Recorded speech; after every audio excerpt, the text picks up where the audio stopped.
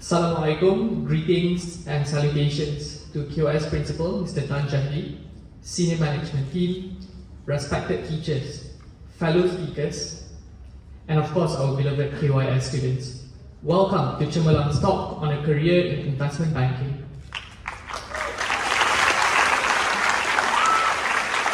This talk is specially brought to you by fellow advisors, Academy, Harimau Asia, and GetThere.org. Don't forget to subscribe to Cemerlang's Telegram and WhatsApp group. Have you always dreamt of building your own business empire? Do you see the thrill of crafting mega million deals? Or does the idea of a Wall Street career excite you, but you don't know where to start? Well, congratulations. They say that a journey of 1,000 miles starts with a single step, and today you've taken your first step to get to know the career path. Thank you for being with us here today. We have 3 great speakers with us on stage, so listen, engage, and dream big, boys and girls. Without further ado, let us get to know our speakers. Dina, maybe, would you like to kick off the talk by starting to introduce yourself? Hi everyone, my name is Dina again. I now work in EPF, Employees Provident Fund, as a Deputy Manager in Strategic Investments Department. Previously, I was in CIMB Investment Bank, working in corporate finance for about 7 years.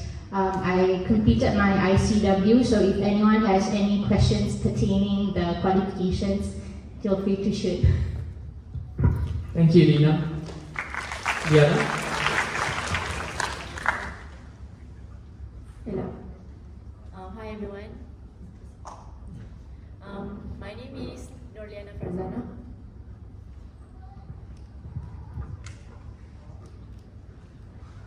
Hello. My name is Nurliana Farzana. I'm from batch 2006. I am the Vice President at JP Morgan Malaysia. I've been with JP Morgan for 8 years already. Before JP Morgan, I was in EPF, where Dina is right now.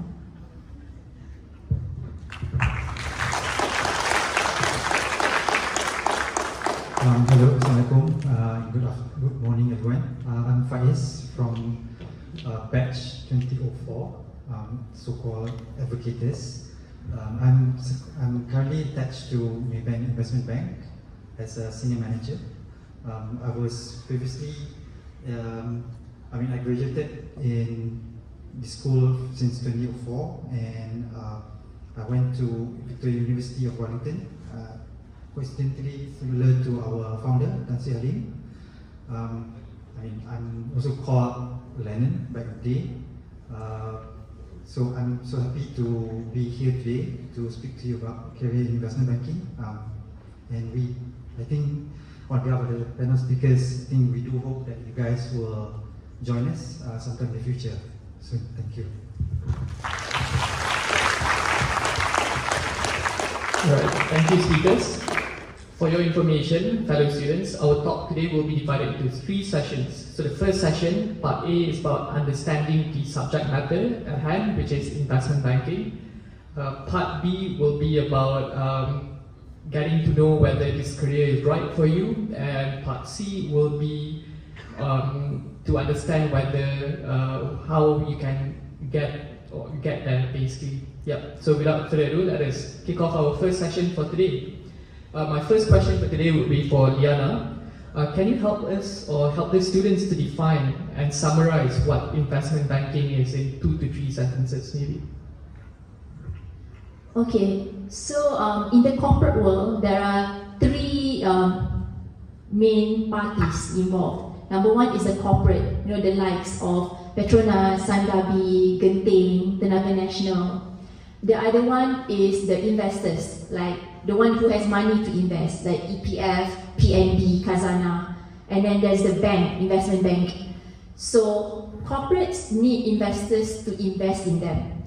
Investors need to invest their money in corporates. What investment banking does is we are the bridge between the two. We help corporates to raise capital from the investors. So that's one part of investment banking. Another part of investment banking is mergers and acquisition, or known as M&A. So this is when a company wants to merge with another company, or a company wants to acquire another company, or sell their subsidiary. We will also help them with all of those. Yeah, so that's basically what investment banking is. Right, thank you, Liana. Next, Faiz, having a broad career or a long career in investment banking, what are the main differences between investment banking, corporate banking, and retail banking?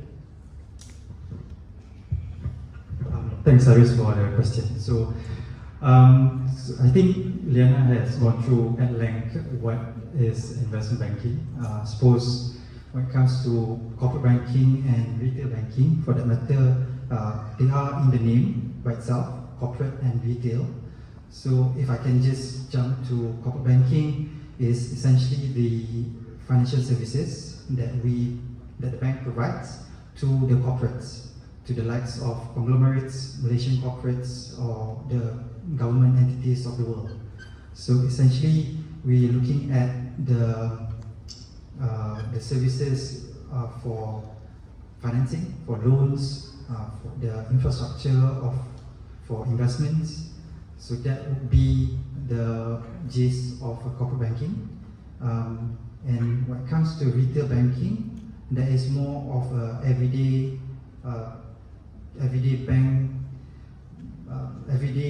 banking products that were offered to you and I. So we are talking about the likes of personal loans. We talk about the current accounts, the savings account. We talk about the mortgages, the hire purchase. So that is essentially for retail banking. If I can just add, the most misconception about working in a bank would be whether you're working at a branch. Right? We always get this question. So I suppose investment banking is a niche section of banking, and typically the ones that I suppose you guys can aspire to. Thanks. Right, thank you, Faiz. So, Dina, having worked in both sell side and buy side, perhaps can you elaborate about what are the parts of finances which are omnipresent in the corporate world? Perhaps you can speak on the specific experiences that you've had climbing the corporate ladder, maybe? Okay, not so much just finance specific, but okay, for example, when we did corporate finance, when I did corporate finance back then, of course it involved valuation. So they'll be doing cash flows, the ones that you see in your accounts. And then there's also the regulation part where you need to be very familiarized with what are the regulations within a corporate transaction. So for example, if you want to do a merger, what are the regulations that surrounds it? So those are the finance or aspects that you need to know within the works of being in corporate finance. As where now I'm in currently the sell side, buy side. Sorry, I always get this wrong. The buy side. So I have to be more familiarized with what is the investment thesis that we want to take, for example, when we want to invest in certain companies. So that also includes trying to align what are our objective as, for example, myself, it will be EPF. What do we want to do for example, the society? So whatever investments that we take now, we took into account, social protection for our members. So when we think about it, we think, okay, if I want to invest, I would invest in something which would be very much into, say, for example, finance related, which would help community to better improve their financial literature. So those are the things that those are the things that you need to be familiarized with when it comes to doing investments. Right, thank you, Dina. So my next question will be for both Liana and Faiz. So what has been the most exciting project that you have worked on, and what impact has it brought to your client, or perhaps even Malaysia? For me, the most memorable ones is when I helped government of Malaysia raise their sukuk. So I did it twice, once in 2016 and once in 2021. 2021 last year. But I just want to share some funny story. So in 2016, the pre-COVID era, we did a roadshow. Roadshow is basically when the banks and also the client goes to different cities to promote the bond, so that the investors invest in our bond when we launch. So for this particular one, we went to Hong Kong, Singapore, Dubai, Abu Dhabi, London, and New York. So when a few banks are in the same deal, what we do is we will split the cities between banks. So JP Morgan only need to do Hong Kong and Singapore. So I was helping, as a junior, I was helping with the logistics. And then, I went to Hong Kong and Singapore, and it's over. I wanted to go back already, but then the client requested for me to stay on. Said, why don't you just follow us to Dubai and London? I'm like, okay, because I don't have anything to do, right? My job is logistics, and that is other banks' job. So it's like, okay, free, jalan-jalan for me. So I was excited. And then I went back to my hotel room. And then I found this big bouquet of flowers my then boyfriend gave me.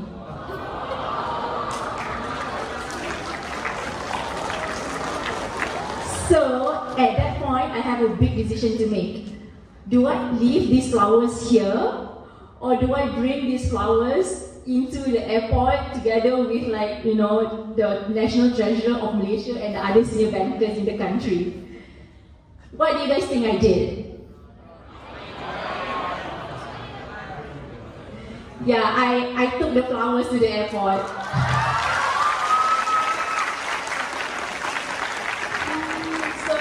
Up until now, the bankers and my boss will tease me about it. But luckily, I ended up marrying him, so it's really.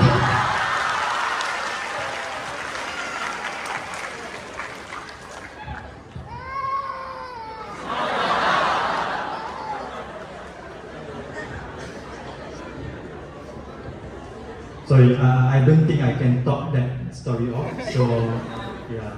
So coming back to the question, I think the best deal that I've worked with, I think is pretty boring in that sense. More straightforward.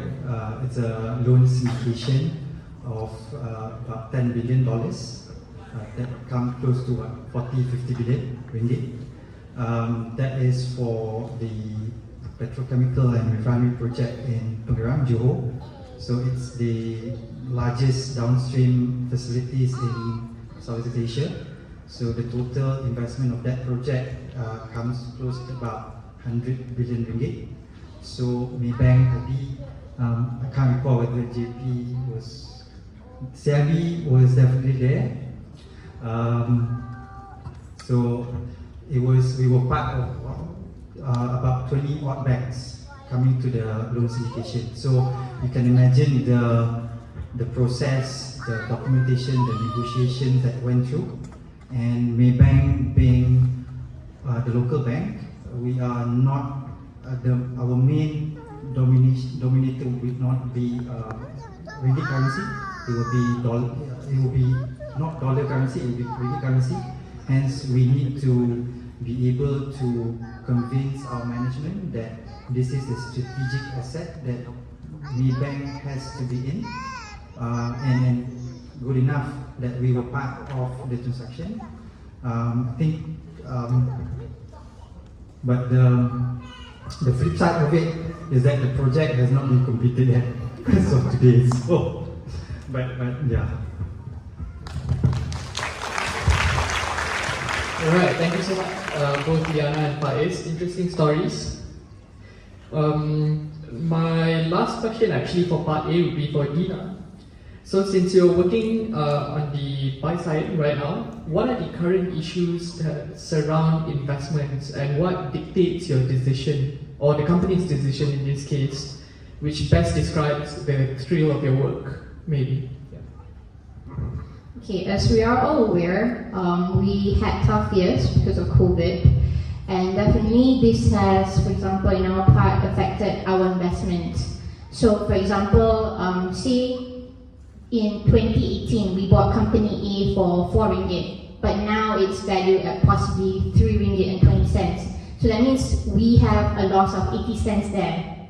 So moving on for us would be whether we want to stay within these companies, because whether it sits into our strategic portfolio. So when we think about it, we would say, okay, does this company still fits into what we want to invest in? And then so that thinking goes. So whenever there's events, for example, that would affect the market, I mean, of course, most recently being the COVID, you always have to think whether you want to stay or not within these investments that you've done, and whether you want to take that hit to that loss. Or if you're optimistic whether market will then rebound, and then, for example, when you invested at 4 ringgit, maybe in 5 years' time it will be 4 ringgit and 50 cents. So then, if you sell it then, you make 50 cents. Yeah, so it's trying to figure out whether it still sits within what you want to invest, and of course time. Alright, thank you, Dina. With that, we have part A, or the first section of our talk for today.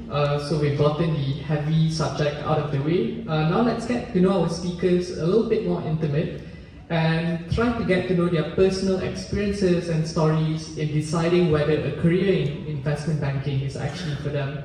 So this question is for all three speakers. Perhaps Faiz, maybe you want to start first. Have you always wanted to work in an investment bank or investments in general? And which class were you enrolled in back in KYS? What were your SPM electives? Thanks, Haris, for the question again. So I was at Taat team all the way from 1 to from 5. So I suppose the classes are still the same. So essentially, whether or not I always wanted to work in investment bank. Okay, so this is quite an easy question. If I'm honest, no, obviously. So I wanted to work in a corporate companies, doing probably corporate finance. But I suppose I'm fortunate enough to be in so-called Taat class, whereby you have both science and commerce, accounting as an elective, whereby I can actually pursue my finance-related career after QS. So I think it would be that, in a sense, give you the platform to actually pursue and develop your interests, whether or not you want to go through the motion of going into the technicalities of being an engineer, or going to a more subtle aspect of the corporate side, which is on the finance related. So yeah. For me, it's the same. I never wanted to do investment banking. I remember when I was thinking about what I want to do after my degree, I told myself that I don't want to do investment banking.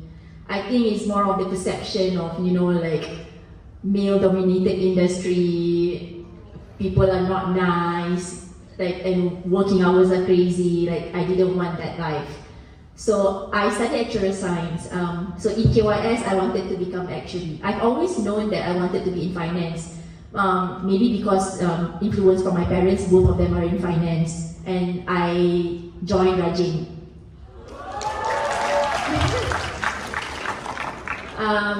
So after that, I did actuarial. Can I talk about it? Okay. I did actuarial, and then for my first year, I did internship in an actuarial department, and then I realized I don't want to be an actuary. But then I still don't know what I wanted to be, and this opportunity just stumbled upon me because JP was hiring and somebody in JP knew of me and asked for my CV. So I would just tried my luck and I finally got it, and that's how I joined IB 8 years ago. I think in my first 3 years I was in Taat, and then I think from 4, from 5 I was in Amanah. No, but because last time I wanted to become a doctor. So, yeah. So what happened was, and then I think it had something to do with my scholarship or something along those lines. Then I got a scholarship from Khazanah to study accounting and finance. So I thought, okay lah, I mean, not too bad. Maybe I can give it a shot because it was 50-50 whether I become a doctor or I become somewhere finance related. So I chose then the finance part. And then I studied accounting and finance in LSE. And then I married a doctor. So despite me not being a doctor, I compensated by marrying a doctor. Alright, thank you speakers. Since we've now known your high school experience, perhaps we can jump to your pre-university experience. So which pre-university college do you attend? Which subjects do you take? And how do you decide which pre-university college you wanted to go to? Liana, do you want to start? So I went to KYUEM. I did A-levels. I took 4 subjects: maths, economics, accounting, and further maths. Maybe some bad news for Rajin, I'm sorry, but since we are already so niche in our line, when you go into A-levels, there's not much choices that you have.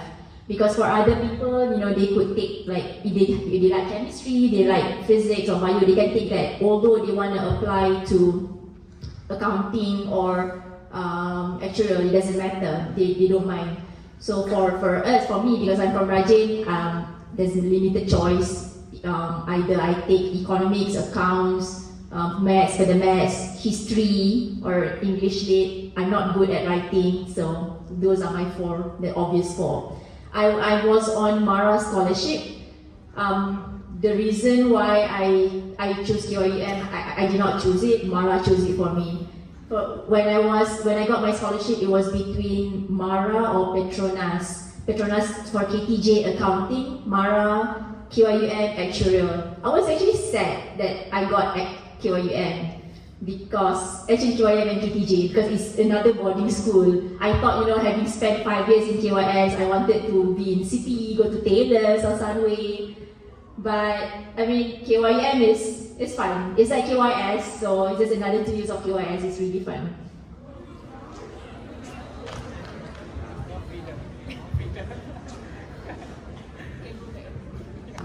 For me, I went to KBU College in Petaling Jaya, PJ. So, I was under a scholarship, JPA scholar. So pretty much similar to Liana, I wasn't. It was pre-selected for me to be in KDU, and during my college years, for 1.5 years, I recall I took obviously accounting. That's when I started to have grasp on economics, because I was in Rajin last time. I took on legal studies as well, and of course we have English and also computing. So the program that I attended in KDU was called UNSW. It's actually University New South Wales of Australia. So that gives you qualifies you to actually study either in Australia or New Zealand.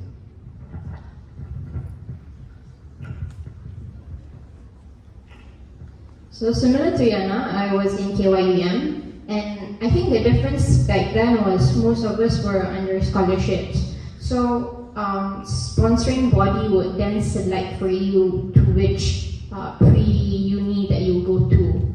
So for example, for mine, I was under Khazanah, so they've selected KYUEM. And then I studied accounting, maths, history, and economics. Yeah.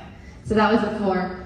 I think that's all. Alright, thank you, Dina. Oh, by the way, just FYI, like KYUM is like KYS but with a lot more freedom. So yeah, don't be that sad, guys. Yeah, it's a really good school. It was founded by Tan Sri Halim Saad as well. So it mimics. Yeah, all three of us are from KYUM. So it mimics a lot of the curriculum that was built here. The culture is very similar, but yeah, it's fun. Yeah. Okay, alright, moving on. My next question is for Faiz. So has your choice of academic subjects, since you said you were in Ta'at, and your extracurricular maybe has been crucial determining factors in setting you up for a career in finance? And what would your advice be for those students who are on the edge today? As I was saying earlier, I think being in Ta'at gives you that flexibility of essentially developing your interests to see whether or not you want to pursue your career in engineering or commerce. So, sorry. So, what has your choice of subjects or extracurricular? So on that, I suppose that will not. It was pre-selected for me in a sense. So I suppose when it comes to extracurricular activities, that is more that more applies here. I suppose the activities what we have done here in QRS has actually developed you as a person. It gives you the discipline to actually have a sense of purpose and a focus to, yeah.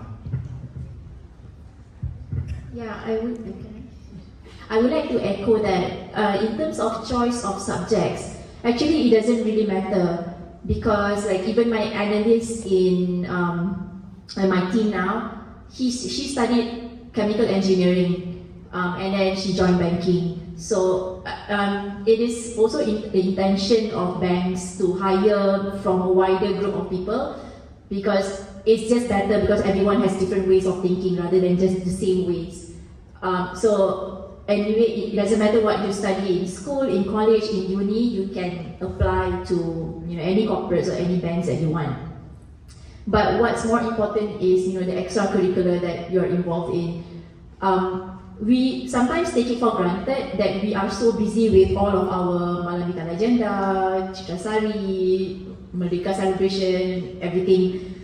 But you don't realize that it actually builds your character. Once you go out, you would notice when you compare yourself to others and like this is what KYS has taught me. You are, I think I might be biased, but I think KYS students are a bit special that way. And what's important is you don't stop. What KYS has taught you now, after this, there's nobody who's going to force you to be doing all this extracurricular anymore. You need to keep doing it up until your university. There are so many people in uni, you just got stuck in your room, either just studying and then watch K-drama or like play games. No, don't do that. Make sure you are involved in other activities as well, because these are the things that will set you apart from others. If you say that, I know I got second upper, I got first class in my degree, there are thousands more others that get the same results.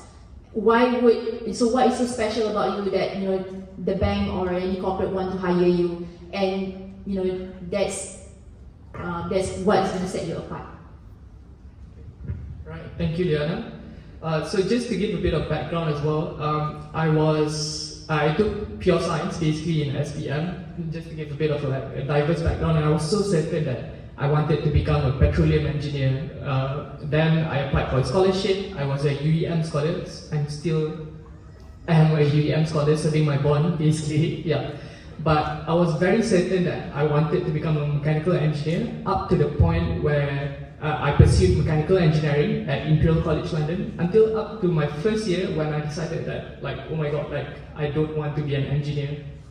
But it might be too late for me because at that time I was going to serve my bond with UEM. What I did was basically I explored a career in banking and finance, so I interned in Maybank in my first year, despite knowing the fact that once I graduate, I have to be an engineer. So this started way back in KYS. Basically, I took pure sciences. I was involved in the National Science Challenge, Maths Olympiad. So I was a very sciencey student. But the pandemic happened, circumstances changed, and I was fortunate enough to be given the opportunity to serve my bond with UEM's business partners because they were not hiring during the pandemic. So to those engineering students out there, basically, just by being here listening to this talk, you never know that you might face the same circumstance again in the future. And I can personally vouch that a career in banking is very rewarding. Yeah. So my question for Dina on that note is that, have you ever regretted not becoming a doctor?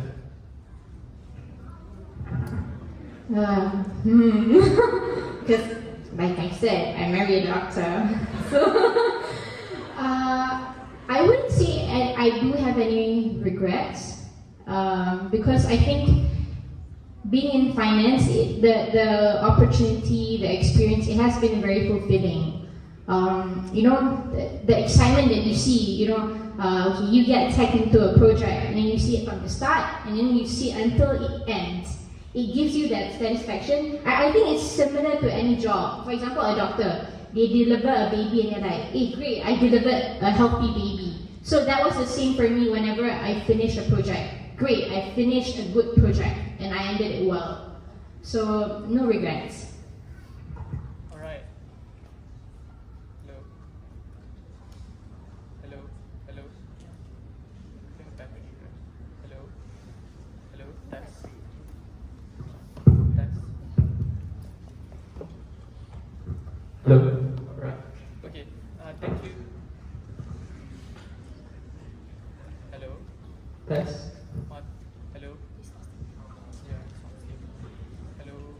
Test 1, 2. Test. Hello.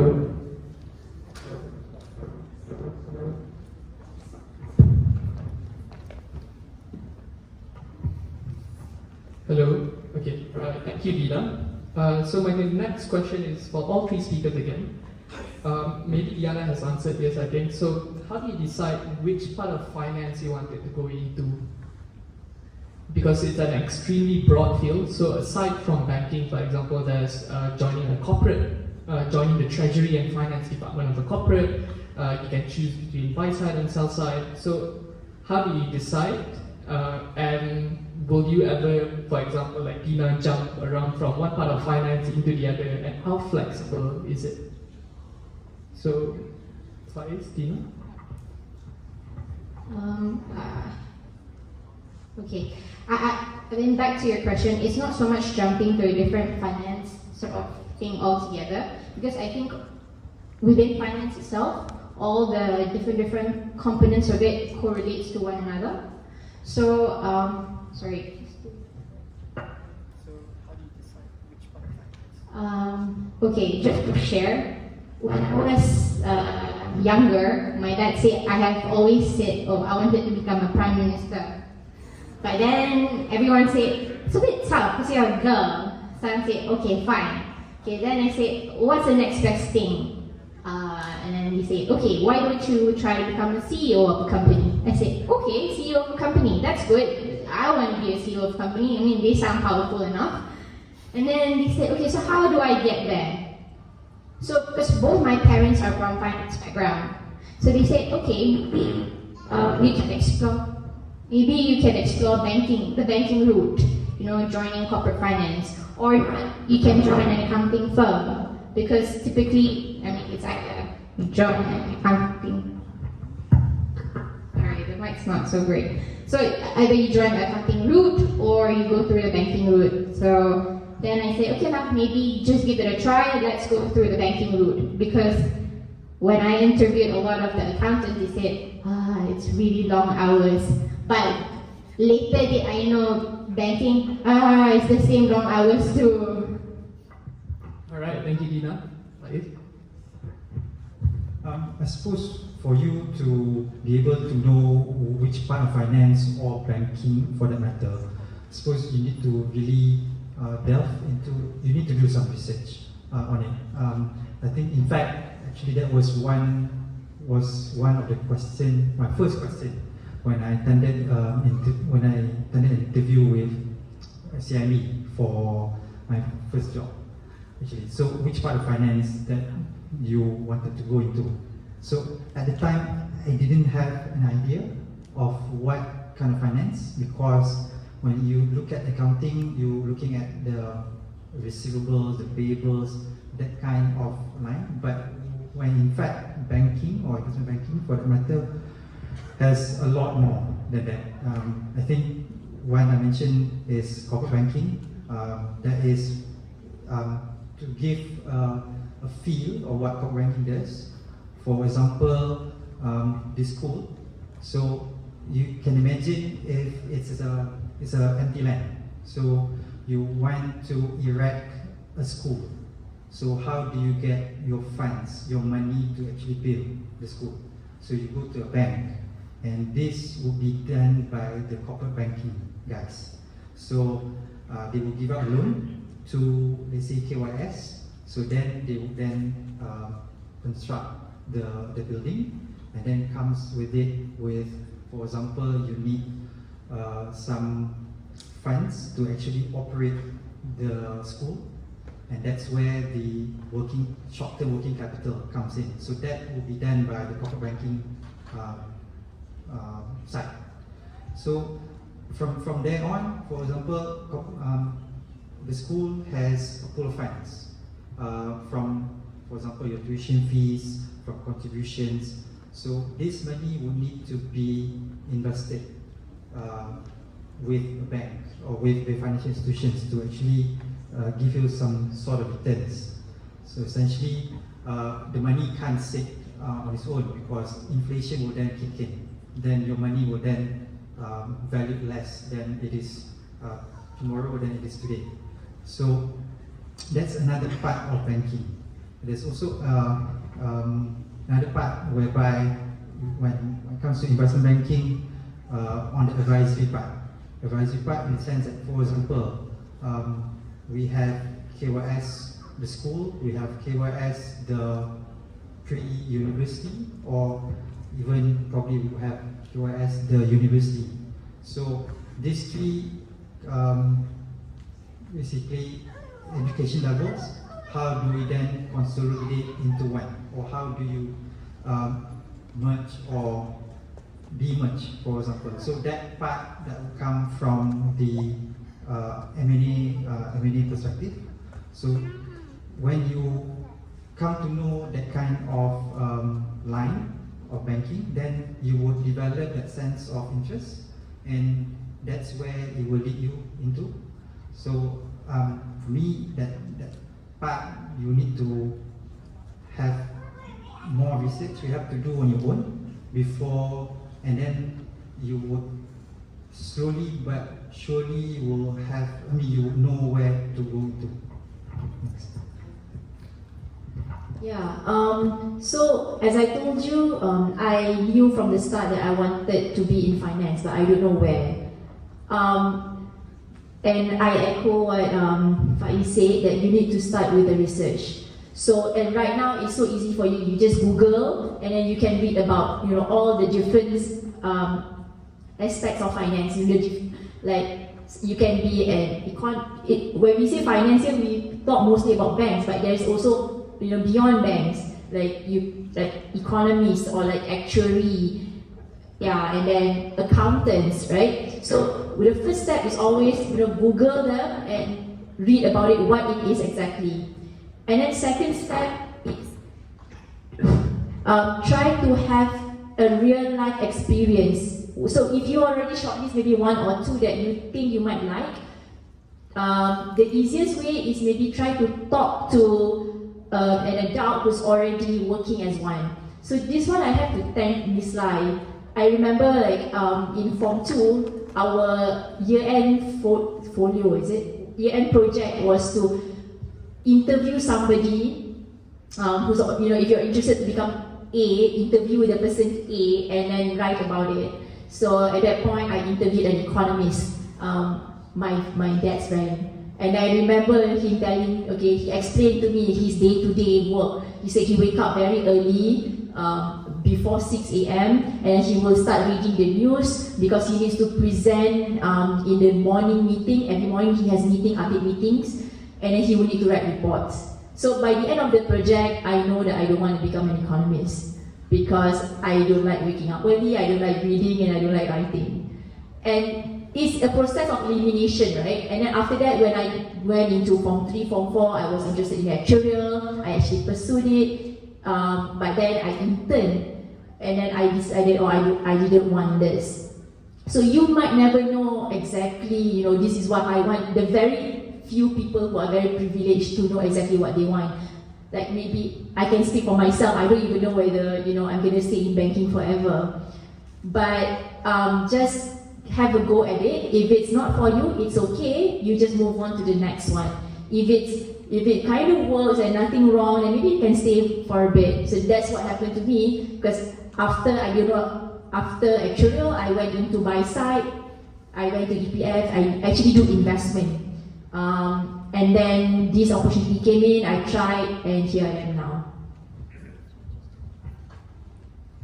Just to add on what Yana said, I think because now, I'm not sure what's the composition of students here, but specifically for Form 5, Form 5s, Form 4s, I think now is a good time for you guys to start thinking whether, when is it that you want to do your internship. Because like Anna said, first-hand experience is very good, because then it's an elimination process for you. You would know whether this is something that you want to do or this is something that you don't intend to explore anymore. Alright, thank you speakers. So with that, we've ended our second session for the talk today, which is the first part of today's talk was understanding the subject matter. Second was basically trying to figure out whether investment banking is for you. And now the third section, part C, where we ask the speakers, how do we get there basically? How do we get a career in investment banking?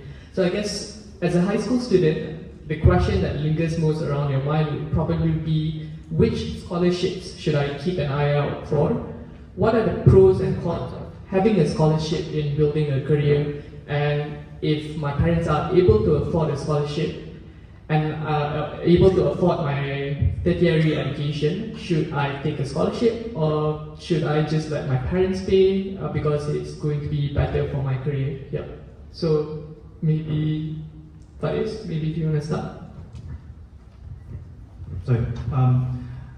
Being a scholar, I suppose have the luxury of having a safety net in that sense. But then again, the good thing about going for scholarship is that you have really the right route or what you want to do, what you can or cannot do, as opposed to if you want to chart your own pathways on your own, then you have more flexibility. So from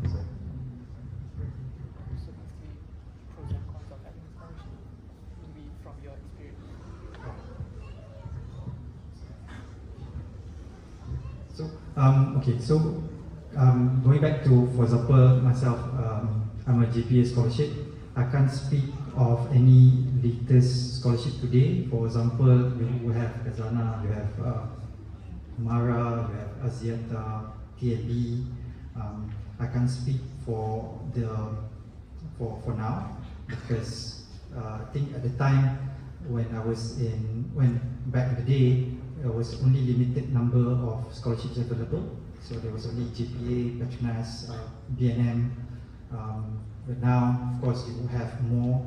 And I think the good thing about it is, again, you need to do a little bit of research, whereby you know, for example, if you want to go into the engineering part of career, then you go for the likes of Petronas, for example, or Samdabi. Whereas if you're going for finance related, that would be probably Kazana, right? So, but the good thing about having a scholarship is it pretty much sets you already to having a career. But then again, the flexibility is more at your own accord. But of course, that is subject to whether or not you would like to do so and whether the families are able to afford as such. Yeah, so the question, if my parents can afford, should I take scholarship or use my parents' money? My short answer is use your parents' money. Because they've been saving for you since you were born, and that scholarship can go to maybe somebody else who would need it more.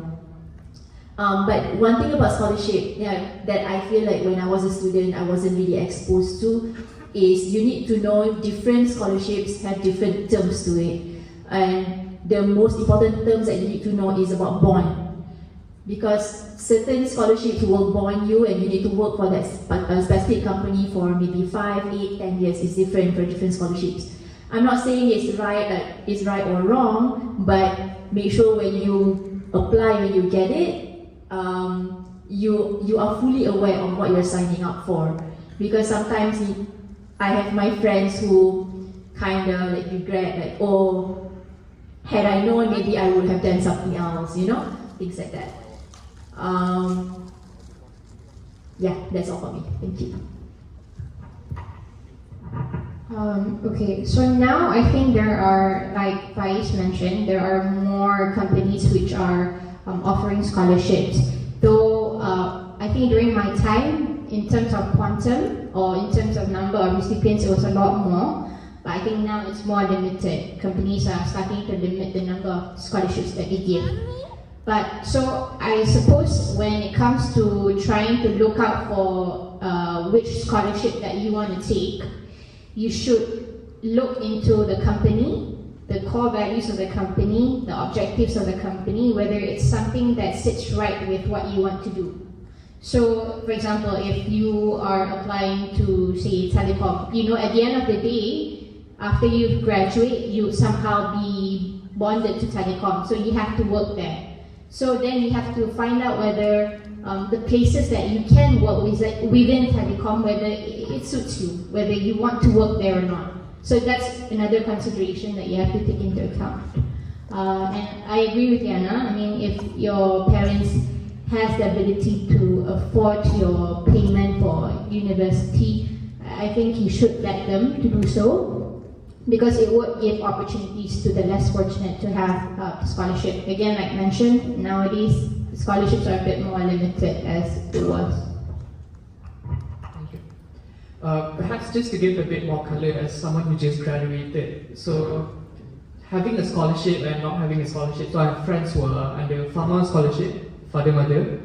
So basically, if you if your parents pay for your education abroad, the best luxury I think you can have is the ability to apply and work abroad.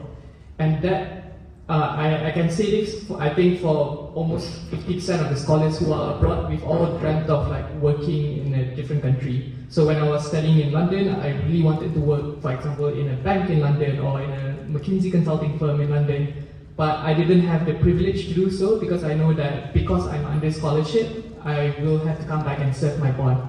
So this might sound a bit ungrateful because like they're paying for your education, of course you have to come back and serve the country, but just weighing out the pros and cons for those of you whose parents have the ability to do so. If you are under scholarship, then you would have to come back and serve your bond basically, yeah. So that's one thing that perhaps you can keep in mind when deciding on whether you should apply or shouldn't apply. If you do apply, I think just echoing what speakers have said, apply for all of the scholarships regardless of the field of study that they might offer, and make the decision after you've read the terms and conditions of each contract. So I think it's very important. For example, when I was applying for scholarships after SPM, I didn't know actually what these terms and conditions means, and I wasn't proactive enough, I would say, in reaching out to my seniors. None of my family members went to university, so I basically just chose a random scholarship. But you guys have the opportunity, you guys have the connections now. Yeah, you guys have fellow Kaisers, fellow teachers, ask them to evaluate the sponsorship contracts with you. Yeah. So moving on to the next question, what are the best schools or universities in the world which KYS students should aspire to? And what is the difference, for example, between UK, US, Australian, and New Zealand business schools? So, Liana, maybe? I can speak for the UK because I went to the UK. You should aspire to go to Oxbridge, of course. I wasn't brave enough to have that aspiration, but you guys should. Side Business School for Oxford and Judge Business School for Cambridge. Apply for LSE. But also you need to look into the ranking for your course specifically. For example, for actuarial, the best uni for actuarial is City University, which is the one that I went to. But it's not so good university for like other courses. So there are certain universities that have the branding, right? That Oxford, Cambridge, LSE, UCL for general ones. But if you go for like something technical, then you need to check what is the best university for your particular course. None of us studied in the US, so I just wanted to add another thing that I did not have so much exposure on when I was in KYS was US education. I think like a lot of us just aspire to study in London, right? So we want London. But actually US education I feel is also quite interesting because UK education is similar to Malaysia education where like the bulk of the assessment is on the exams. For me in my uni, 80% exam, 20% coursework. But I know certain of my friends, it's like 100% exam. But in the US, I think the proportion is just like maybe 20-25% for final exam. The rest are basically being assessed through your quizzes, your coursework, your presentation, and also the elective subjects that you can take in the US is so much broader than what you can take in UK universities. So for example, in my uni, I have the core subjects, the lecturer related that I want to take. And I also have electives that I can choose, but the electives are all like finance related, like paling jauh pun it might be like investment because I was actuarial, right? Investment is something different, but they offer it as an elective. But if you study in the US, your elective options are basically endless. Like, if I'm not mistaken, I thought you can even take a paper on Harry Potter, on Taylor Swift, So it's very interesting. Maybe this is also something that you can consider. Maybe Faiz can add on it in New Zealand. I don't have the luxury of going to study in US or UK, more down under. So either it's Australia or New Zealand. So for New Zealand schools, New Zealand business schools, there's not many universities to begin with. But I think I echo what Liana mentioned, that you need to know what type of schools that you wanted to go into. So for example, for New Zealand, the top universities in finance probably or commerce will be Auckland University, and it was number one then when I went to New Zealand, and it is still now. But somehow my uni wasn't. It was top 5 list, but no longer there somehow. So what I noticed, there was some change in the ranking in a sense. So now Auckland Uni sits at the top. Then you have a few more, for example, University of Waikato, University of Otago, and also University of Canterbury. So these are the top university in commerce. But at the same time, for example, let's say engineering, so Auckland University also offers essentially the best in New Zealand. But then again, from the composition of what the education in New Zealand would be, I think it will be similar to Malaysia as well, whereby it is more leaning towards the exam, not the, you don't have like extracurricular, but you have more like tutorials that contributes probably about 30-40% percentage, whereby exams are 60-70%. So in that sense, it is more of studying, not so much of having other activities in that sense.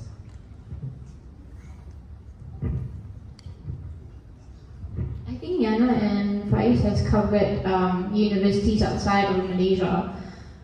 So perhaps I can touch for local universities. So this would apply to students who might not have the opportunity to study abroad, or you did not meet the requirements, for example, during your A-levels or during your pre-U. Don't be discouraged about entering local universities, because seriously, even when I was working, I had one of my colleagues, he graduated from, I think, University Malaya or University UKM or something like that. But he was outperforming the rest of the group. He did extra classes, he had a lot of initiatives to learn more, because he wanted to be comparable to, the sort of students abroad peers. So because he thought, okay, I might not have the same advantage as the students who study abroad, but I might have probably the same knowledge or even more, just through my own initiatives. So yeah, again, to anybody who has to study local due to whatever circumstances, please don't be discouraged. Look out at other avenues for you to self-improve and make sure that you are comparable.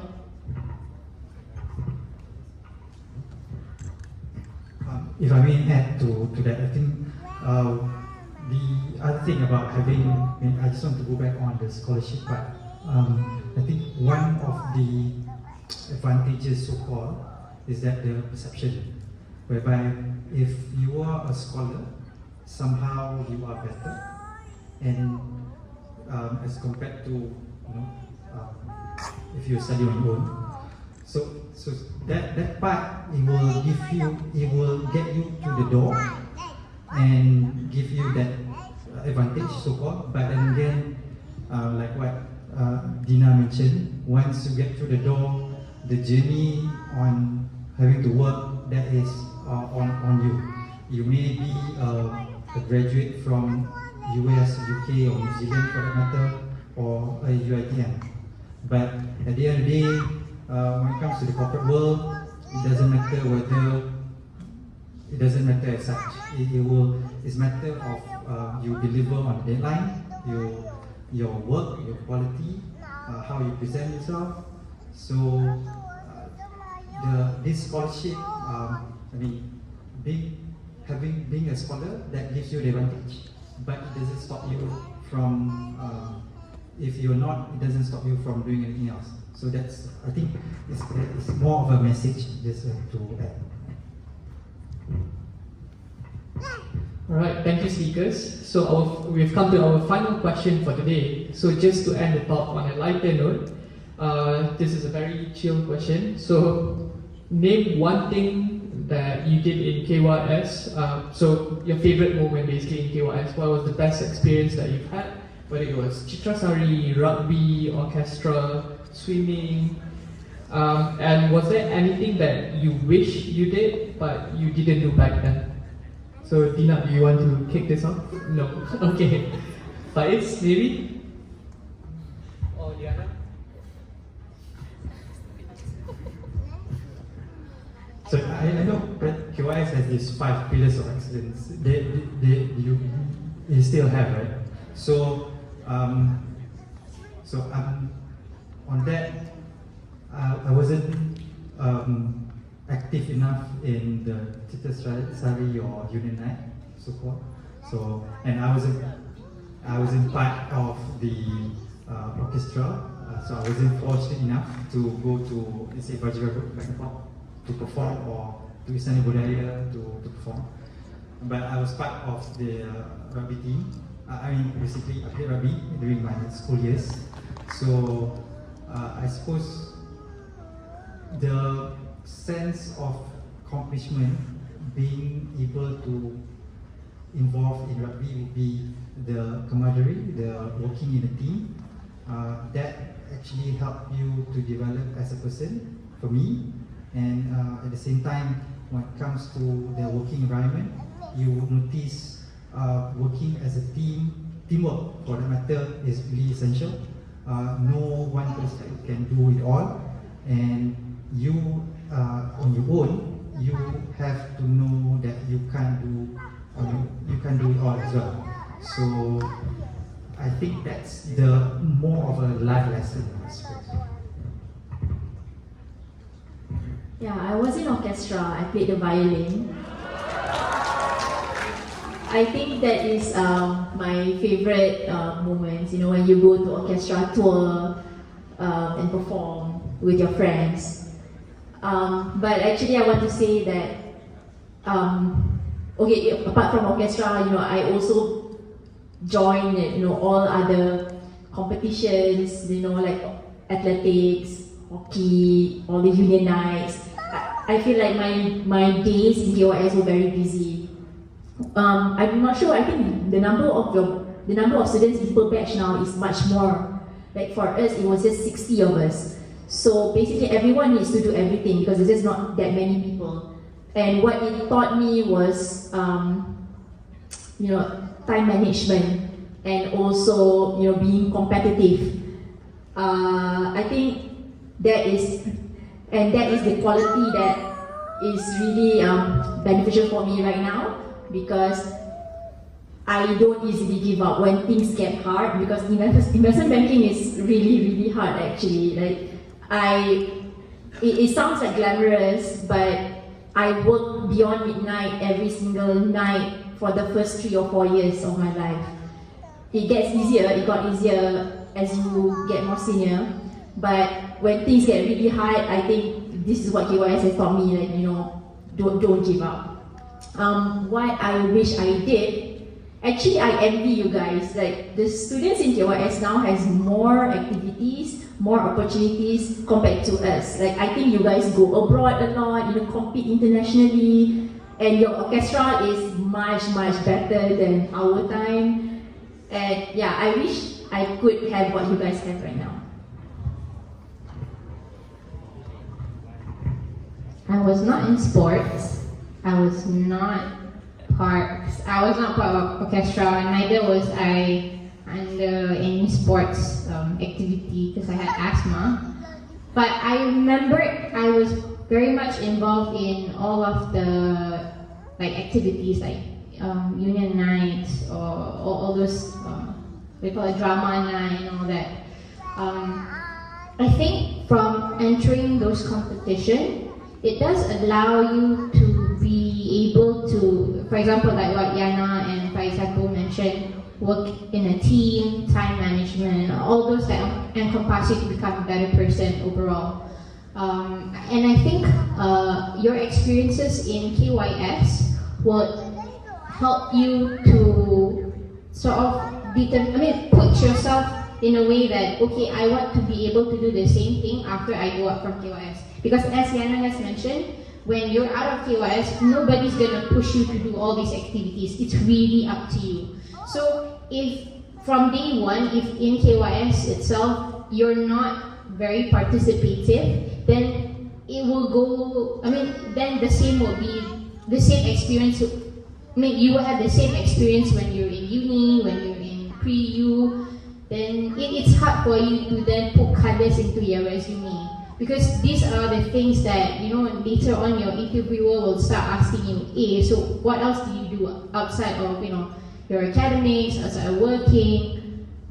So yeah, I think, while you still can, you should try to participate in whatever school activities there is. Okay, thank you speakers. Perhaps my favorite moment and something that I regretted that I didn't do. So I'm not sure if it's still here now, but basically back then there was like this tension between rugby and orchestra people. Is it still present? Okay.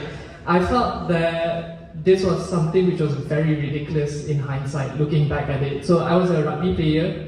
I didn't join orchestra. Loved rugby. I played rugby even when I was in London. I played in QIUEM. But in hindsight, I really regretted not learning music properly. I think it's a really great pillar of excellence, music appreciation. Honestly, like I know what the rugby boys are thinking right now. I went through the exact same thing. But if I could turn back time, honestly, I wish like I joined both. Like I was part of orchestra and rugby. And yeah, the tension between rugby and orchestra, it's just not worth it, guys. Honestly, like when you guys are just kids, and when you guys look back at it in high school, yeah. So appreciate each other and love each other, guys. Yeah. Now I would like to proceed to the Q&A section of today's talk. So students, feel free to ask any three speakers any questions that is lingering in your mind, whether career related or non-career related.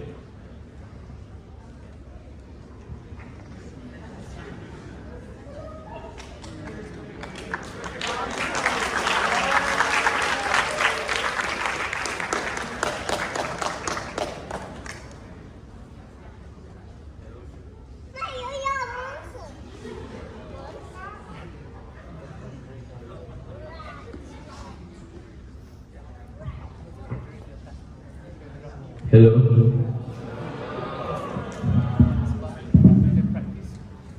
My name is Nail Daris. I have a question for all of you. I think you said just now that this line of work is very challenging with long work hours and all that. So, what motivated you to stay besides the salary? Thank you.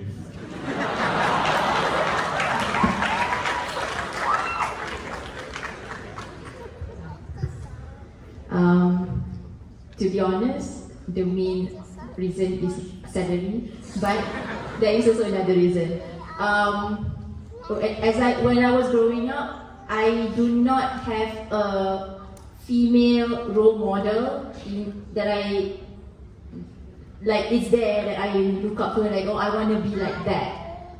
And then even when I joined banking, like I do not have like investment banker, a Malay, Muslim wearing tudung, because like I'm in JP Morgan, it's an international firm. Like I'm the only one wearing tudung in all meetings, and I want to be that person. Even though it's hard, even though it's long hours, I want my kids to see me work hard and do that, because I want them to know that they need to work hard to get what they want. And also I hold on to this quote that says that if you want something that you've never had, you need to do something you've never done.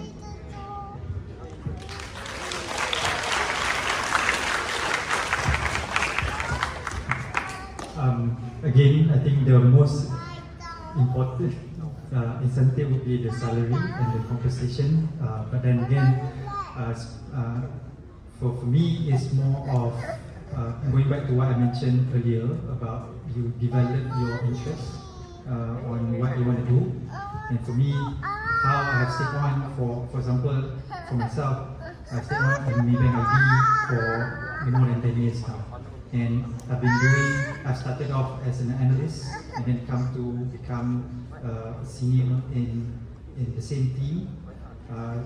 For me, it is more of continuing on the interest, and basically, I hate to say this, that probably I love what I do in serving the clients, the corporate clients.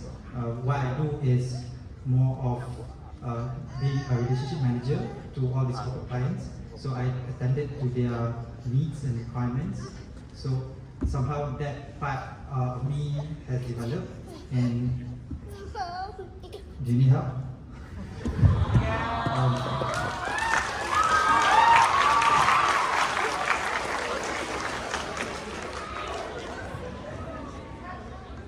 Okay. So it's, for me, it's more passion, I suppose. So develop your passion. So I don't think you find more enough reason to actually stay on and continue. I think just to add to that, on investment banking, it is indeed involve long hours. Indeed needs the nitty-gritty work, the details. But I suppose at the end of the day, you will find satisfaction when you're able to complete a project or a deal. So I think I'm sure all of us have actually sit on meetings, and I think the longest meeting that I've been into was on a 10 to 12 hours meeting from 8 in the morning until 9 at night. So we sat on going through the documentation, going through the terms and conditions page by page.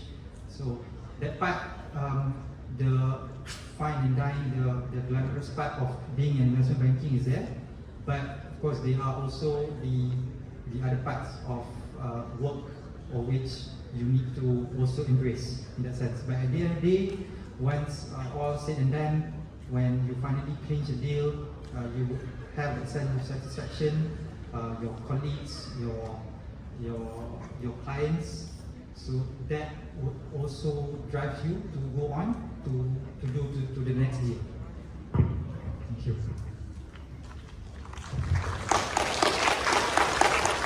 Okay. Mine, I'm not so sure about salary. Maybe these two get a lot lah. So don't compare.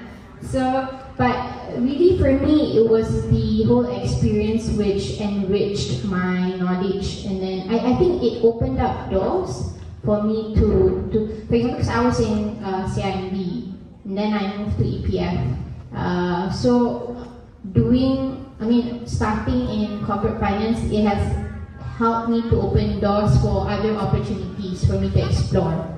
And I think that whatever that I got through my experience in corporate finance, it really has helped me to to use it into my next job. So EPF might not be my only job now. Perhaps maybe 2-3 years time I might move to a different job. But what I can see is for every job I've been able to gather my experiences and use it for the next one.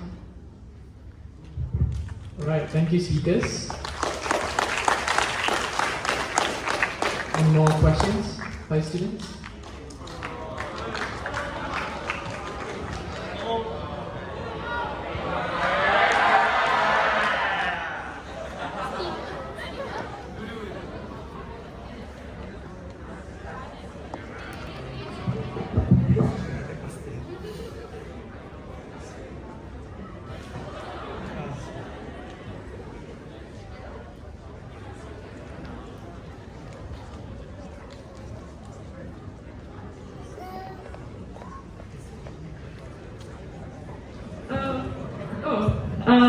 Hi.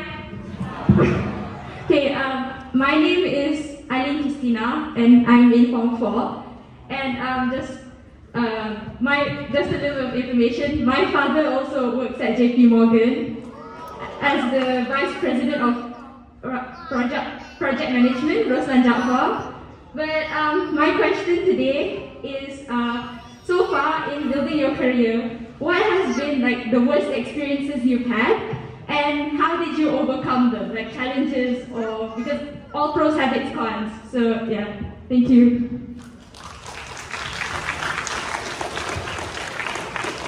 I think one of the main challenge is of course time, because when I first had my first kid, before I had my first kid, I was okay to work from 9 to maybe 2 a.m., 3 a.m. the next day. That's fine. But then after I had my first kid, I had some trouble adjusting to that because my work still required the same amount of time, and I recall I just got off my maternity leave and then I was attached to a new job, and that new job required me to stay in the office and not go back for I think 2 days straight because we had a submission. But I still persevere lah, because although I mean, yeah, it takes a lot of your time, but I know at the end of the day, after I complete, okay, because I had to do an IPO, a listing of the company then, once I know that the company has been listed, at least it's something that I can say, wow, I actually made that, I helped this company to list, and it's now known to the market. So I think that's one of the key challenges.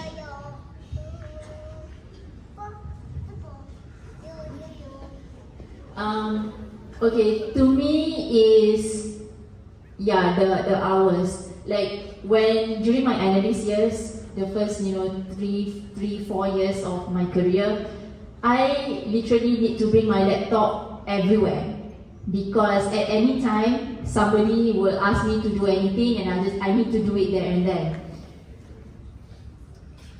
So I remember once, right, there was a kenduri at my nenek house, but I was just stuck inside the room doing work from the start until the end of the kenduri, and I missed the whole thing because I have to work. And I once buka puasa with my friends, and while buka puasa, I have to open my laptop and do work at the side. I once went holiday and had to do the same.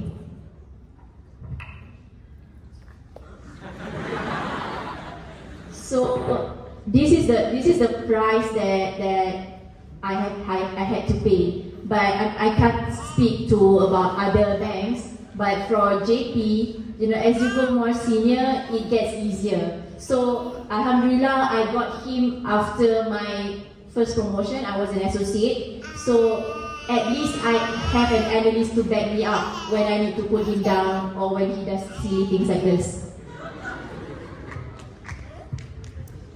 For me, again, it goes back to if you have passion, interest in what you do. So for me, it's more of we have proposals that we need to submit to our clients, essentially. So again, going back to what Dina mentioned, we work against time all the time. We have deadlines to meet. So every now and then there will be proposals that they will be due, and we always work until the last minute to submit. So that can be either at 10 a.m. or either at 10 p.m. So I think for me, I take pride in the sense that when you will win a few, but you will lose a lot. So, but that's how competitive it is in the corporate world. So essentially, whenever you lose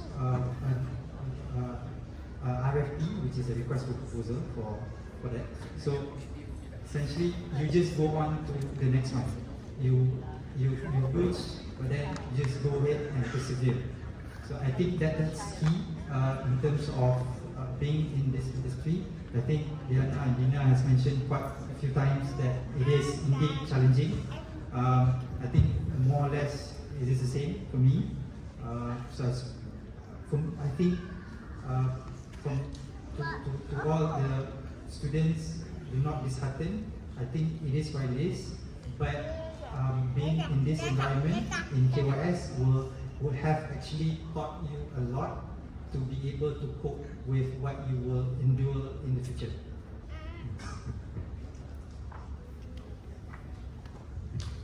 Alright, thank you, speakers. I believe there was a question on the left side of the hall just now.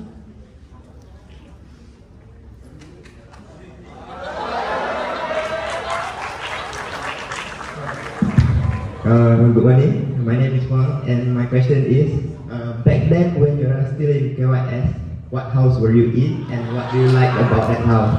And if you had a chance, would you switch to another house?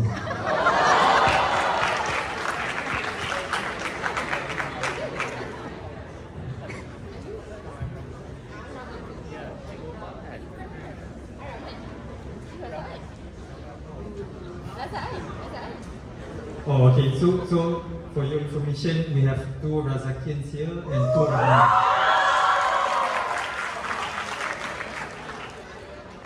We actually just had Kaiser just organized a Kaiser Carnival, football carnival, I think a couple of weeks back.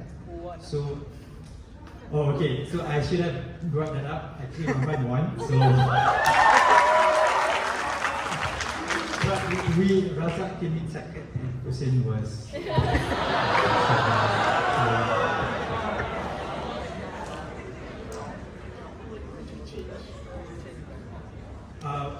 Would I change houses? I mean, obviously not. I will remain loyal to Razak.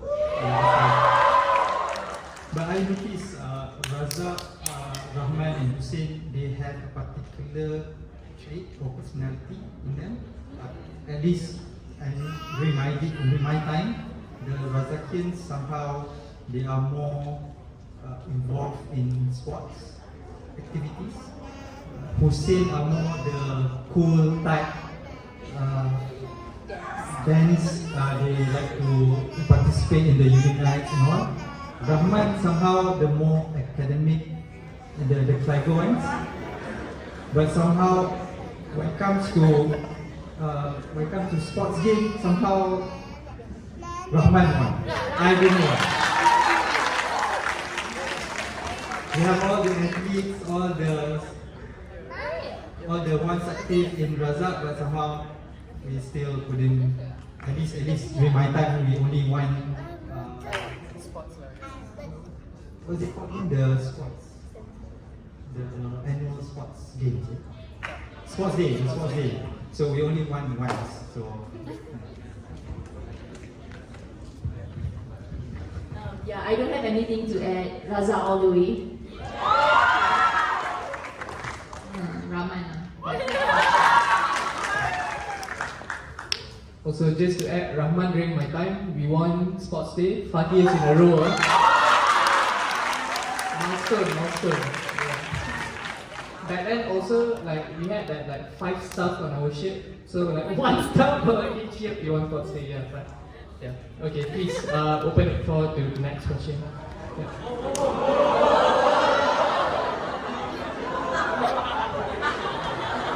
Hello. So my name is Zaim Adem, I'm from 4, and I just want to ask about what are your opinions or maybe even experiences with workplace complications or maybe even corruption, because this is a very important job. You guys probably know that more than me, it's very important, you have a lot of responsibility on your shoulders, so what's your views on that?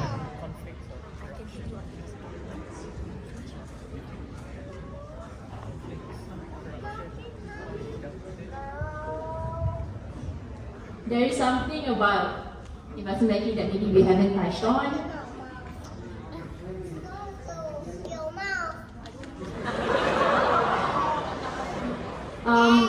Which is 1MDB.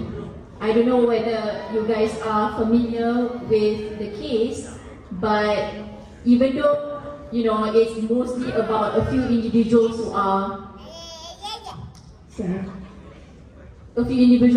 greedy, you want to make money for themselves, but the enabler is an investment bank, right? So I do feel like sometimes people like look down on the investment bankers, like, oh, you guys don't have values. But to me, it's not the job, it's the person. You can even work in an NGO and become Siti Bainon, right? So, I forgot the question. Oh, so that's why you need to have strong values in you, and you need to also make sure that, as what Dina said, the company that you work for is in line with your values. If you feel like you don't like what your boss is doing, maybe it's not worth it to stay on, no matter how much they pay you, because sometimes like maybe they can throw you on the bus or something. Work complication, work politics and all. Yes, there are. I don't think there's any work that is perfect without any conflicts. But there is just something that you need to manage. another thing that I want to say that what's important is to have a very strong support system. I feel like my KYS friends, I have like this close group, like 4 girls, like we call each other the safe space, then we talk about everything from motherhood to work issues and advise each other. So that is also something I got from KYS to help me through my adulthood. So I hope that you guys could find that kind of friendship from here to help you with all issues later on. Actually, I have not much to add to that actually. Okay, alright, we can proceed with the next question, please.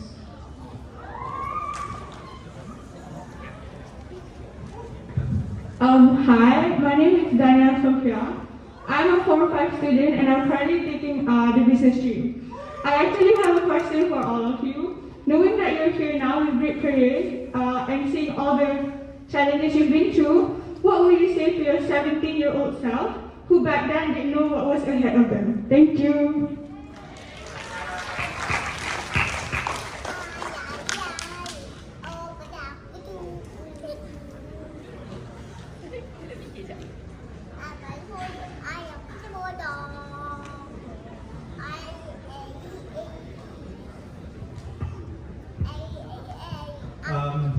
In short, just enjoy your days in KYS. I think personally, I've had my best experiences, my years experiences in KYS for 5 years. I think similar to Liana, I've developed a small circle of friends who were in KYS, and now they are part of so-called family.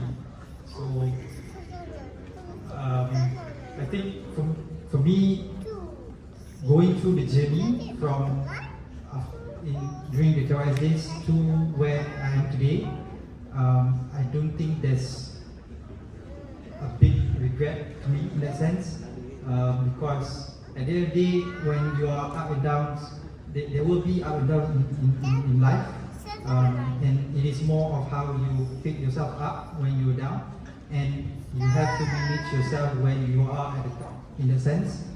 So for me, it's to you have to go through the journey. You have to go through time, and again, it has to be persevere. You have to be able to manage the work and also what you have as a person that you develop internally and also spiritually. So for me, there's nothing that I've changed from what I've done when I left school. So keep on doing whatever you're doing. Enjoy your days here. There will be more exciting journeys ahead. Persevere, endure, and don't give up in that sense. Thank you. What I would say to a 17-year-old self is don't be scared to fail. This might sound a bit braggy, but I wasn't there. So studying wasn't that hard for me for SPM. So I never had to really struggle. And the first time that I had to really struggle was at work. And I had a difficult time and I wanted to give up so many times. But then, I learned something about this thing called growth mindset. I'm not sure whether you guys have heard about it.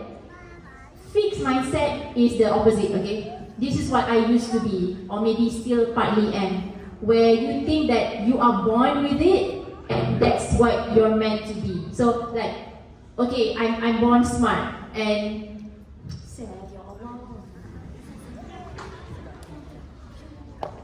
I'm born smart and I can do it. It's easy for me.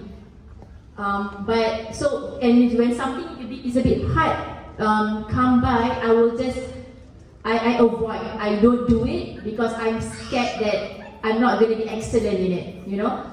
I did not know that failing and it's just part of success. You just try many times, and one day you'll get there.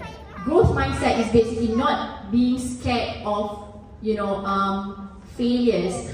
If something comes by and you're scared of it, it's okay. You don't know, but you can learn. So that is growth mindset. I hope you guys read a bit more about this. There's a lot of YouTube videos about this, articles. It will really, hopefully it will really help for you, after school when you find, obstacles and how to overcome it. I think Yana and Faiz has touched on life lessons. I think what I would say to my 17-year-old self would be a bit more mindful of people around you. And I think this is one of the things I regret maybe because my time was taken too much by work, by family. So I forget the people who has contributed to my journey up to where I am now. For example, my teachers here in KYS, right? So perhaps had I had more time, maybe I could have come to visit the school more often. Maybe ask and say hello to the teachers more. Just to give them that sense of, hey, you've made an impact in my life. So I want to thank you. Maybe the best way for me to thank you now is, to always say hello to you, to always ask how you are. And I don't think I've done that much. So I think, so moving forward, I hope you guys would, try to be more try to connect more to your teachers. Because I think whatever they've given you now, it will really shape you to where you're going to be later on in life. Alright, thank you, Dina, and speakers. Yeah. Thank you. Next question, please.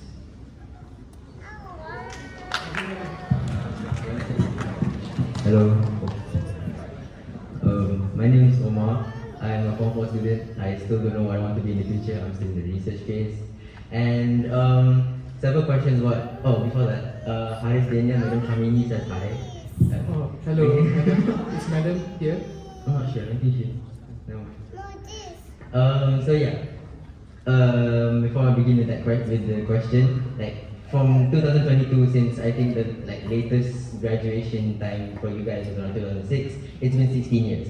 And definitely there are other factors such as technological advancement, things such as the trend of retail investments 2 years ago, Robinhood, yada yada yada. And so, how has these sort of things such as how does that technological advancement then does it affect investment banking, and if so, how? And if I were to graduate, would it be easier or harder for me to pursue this sort of career in the future?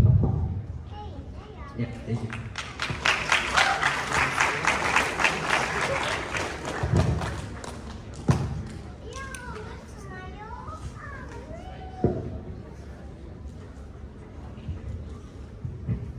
So if I get your question correctly, you're referring to whether technological investment, how does it affect investment banking sector? Is that correct?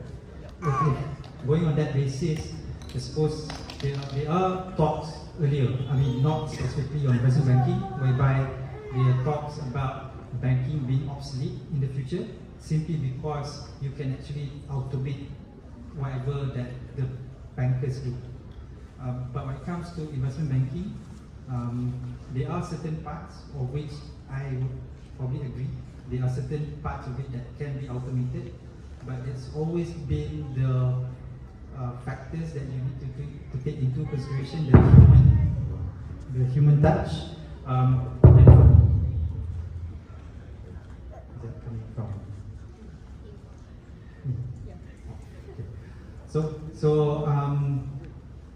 There will be certain aspects in investment banking that will be phased out in time, I'm sure, because of technology today.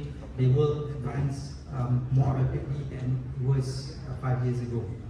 But from an advisory standpoint, you always still need that kind of line whereby the specialists will still be, because the corporate world will be keep on changing. and you cannot embed that into the system. That as far as my view. So. Yeah, I agree, because we are from the advisory side. I feel like there's still need, the human support basically in doing deals. That you can't just get robots and computers to do an IPO for you. That's my opinion. So I just wanted to share in terms of all this, the age of AI.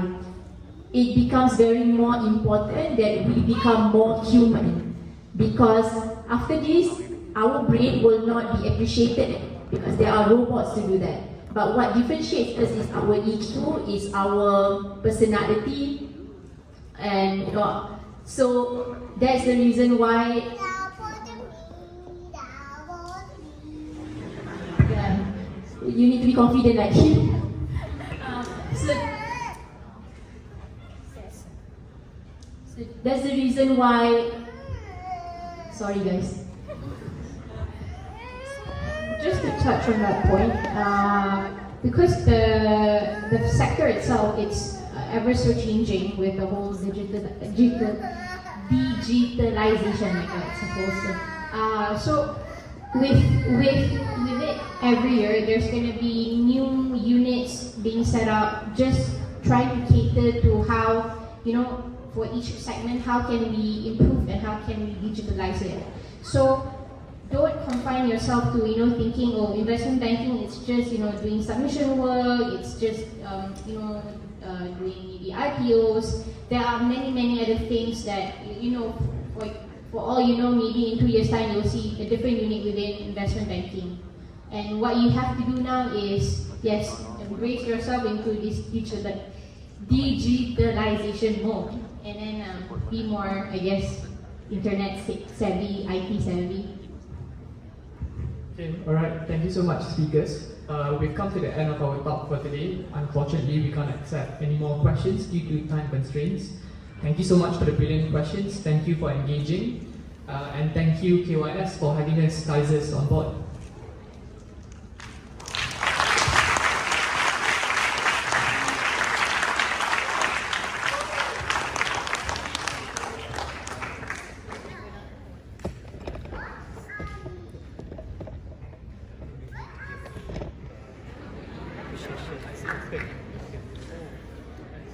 Thank you very much to the speakers as well as the moderator of this forum for their invaluable input.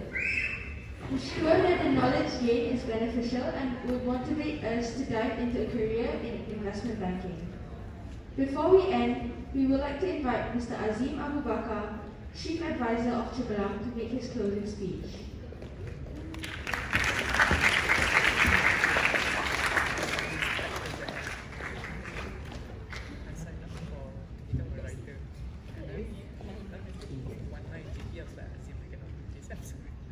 Okay, lepas sini Diana. Oh, you okay? Oh, okay, great. Okay, good morning everyone. How are you? You okay? Great. It's great to be here. I was firstly like to thank Mr. Tan for helping us arrange this forum. He's helped us a lot. He supported Cemerlang tremendously. Please give him a big round of applause.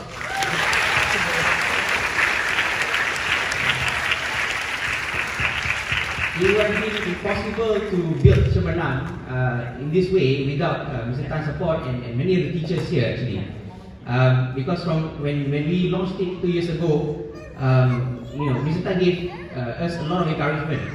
And then we formed a team from the KYS side, we formed a team on the Kaiser side, and I think today we have about 1,300 subscribers to Cemerlang, which includes Kaisers and KYS students. That is a big portion of the KYS family. So through Cemerlang, we have been able to connect everybody together, and this is how we are able to spread information, knowledge to you, right? And for example, the forum that you see today is actually, aims at sharing with you crucial information about, investment banking, and what you can do after SPM. And you imagine, why am I here, right? I'm not even a speaker, but why am I here and sibuk je? Actually, I am here for one purpose alone, which is to ask you to follow Cemerlang. Okay? So, in order to get a consistent flow of Cemerlang content, the fastest way is to either of this platform. On the left is Kaiser WhatsApp Blast. All you need to do is you just WhatsApp this number, hello, and there will be some instruction. Just follow it and you will be on. The second method is Telegram. So just scan this barcode and then subscribe to Telegram, and you will get more of this.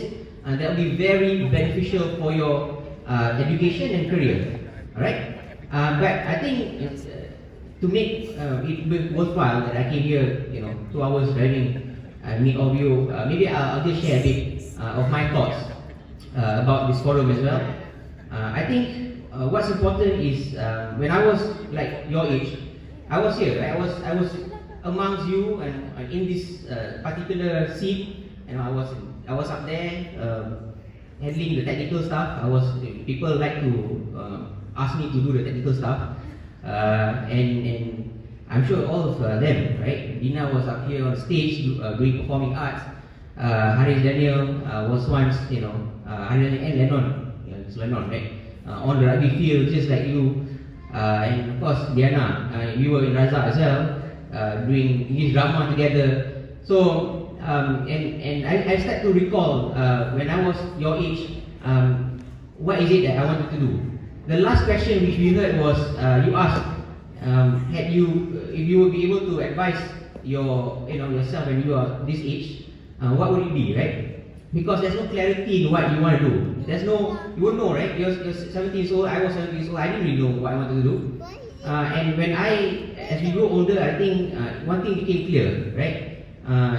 There's one thing that we can do now to give some clarity on what we want to do. Okay, and that is what Mr. Tan actually mentioned when he gave his speech. So he says KOS has a purpose. Okay, purpose. The word is purpose. The purpose is to make sure that we get good education, good support system from the teachers. Right? Ms. Lai helped us with a lot of university application back then. The teachers helped us with our academic, and it's all to make us better individuals and who can do something meaningful in our lives, and of course earn some money, good money. But what's important is we must have a purpose, right? For example, in investment banking, right? They mentioned about having the purpose of building. I think Lennon mentioned about Saudi Aramco. Do you know what he meant by that? Pengerang in Saudi Aramco? Siapa tahu? Who knows? You know what it is, right? So Pengerang, Saudi Aramco is an oil plant in Johor, and it is one of the biggest infrastructures that we have in Malaysia, and one of the biggest catalysts to the economy. We provide thousands of jobs, high income jobs, and powering the nation, getting us income from our oil. And the investment bankers, what they did was they put together the fund. We got to raise some funds in order to fund the project, right? And that project contributes greatly to our nation. And that was their purpose, right? And there's always a bigger purpose in what they do. Because they managed to raise 50 billion, they're able to build this plant and hire many people, high income jobs, make money for the country, and make a better living for everybody, right? So yes, we are all maybe investment banking, maybe a doctor, a lawyer, but at the end of the day, I think what's important is we need to have a purpose. And starting from this age, if you can somewhat figure out what your purpose is, it doesn't have to be specific. Just do something for a reason. And that reason should go beyond yourself, not just because you want to become somebody. It's about wanting to do something, right? It cannot be so about ourselves. You gotta be thinking about others, right? Because when we have that kind of purpose, we will realize that people will help us to fulfill that purpose, right? For example, if you do not know where I came from, I work in FMT, right? FMT is an English news portal, it's a bilingual news portal, and we have a clear purpose. in media, we want to make sure that we tell the truth. Media has to be balanced. Media must be intelligent. It cannot sugarcoat or filter down information, right? As you know, media, you probably know some media, may face the challenge of being completely honest, right? And that's why things like, YMDB happen. Because certain parties try to cover up things, right?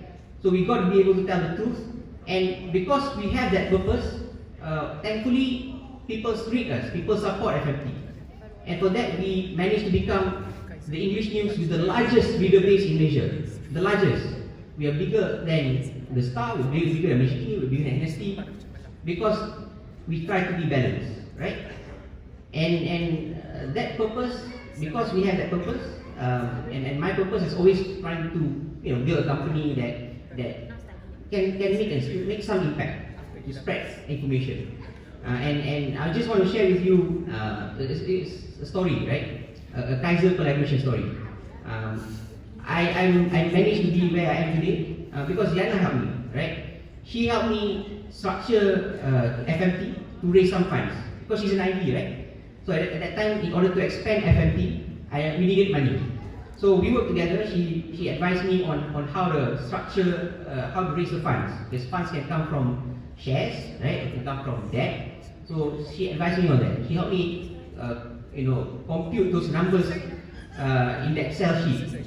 I've done that. I know how to do it, but I would take 5 hours to do it. But she took only 10-15 minutes to do it, right? So I've had help from people smarter than me in different ways. And I think if we can have that kind of purpose, we want to do something really badly, people will come and help, right? Because no man is an island. You cannot build something all on your own. You need a team. You need people to help you. And then only we can build something strong, right? So yeah. So to come back to where we are at this age, try to do something with a purpose. Doesn't have to be specific. Just find out what you like to do, and find out what you think.